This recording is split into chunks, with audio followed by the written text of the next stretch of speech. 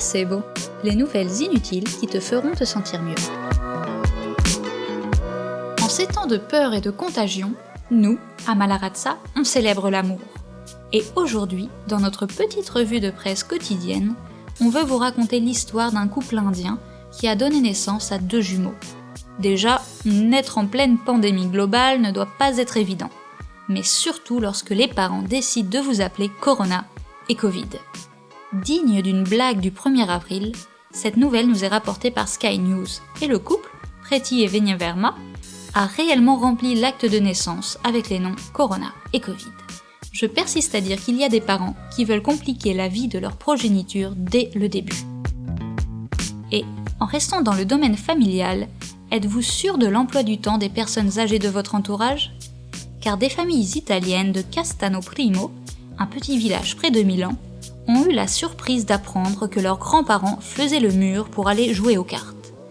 Utilisant l'excuse d'aller chercher le pain, le journal ou de faire les courses, le club du 3e âge local se retrouvait dans les bois pour jouer à Briscola, le plus célèbre jeu de cartes transalpin.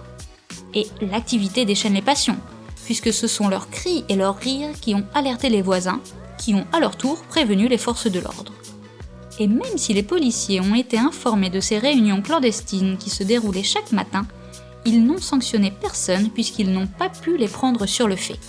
Dans un interview, le maire de la commune précise, avec effroi, qu'il ne portait même pas de masque.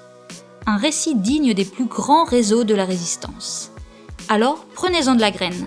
Demandez à vos grands-parents 2 ou 3 combines pour vous soustraire à l'autorité parentale.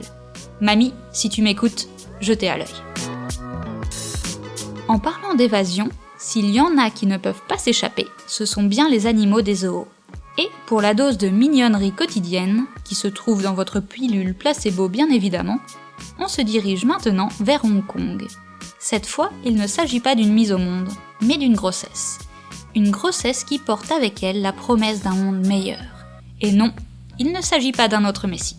Le nom des futurs parents sont Ying Ying et Lily. Les soigneurs du zoo d'Ocean Park ont annoncé qu'après 10 ans de tentatives d'accouplement naturel, les 2 pandas y sont finalement arrivés. Et même pas besoin d'un film porno, parce que oui, le porno panda existe bel et bien. Il semble que ce déblocage soit lié à la fermeture du zoo causée par l'épidémie Covid-19. C'est seulement à partir de là que le personnel a remarqué des comportements typiques de la saison reproductive chez les pandas géants.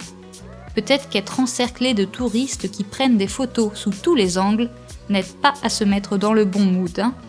Bien évidemment, la grossesse ne fait que commencer, et rien ne certifie qu'elle arrivera à son terme. Les pandas géants sont des animaux très timides, avec un régime strict et une libido très basse. On vous laisse en description une vidéo de bébés pandas qui roulent et roulent encore, à utiliser sans aucune restriction en complément de vos pilules placebo, quand votre morale est un peu bas. Pour finir, je vous laisse en commentaire le lien sur le travail du graphiste slovène Jure Torjlan, qui, pour s'occuper, a décidé d'appliquer le principe de distanciation sociale à quelques logos célèbres. Et la perfection est dans le détail.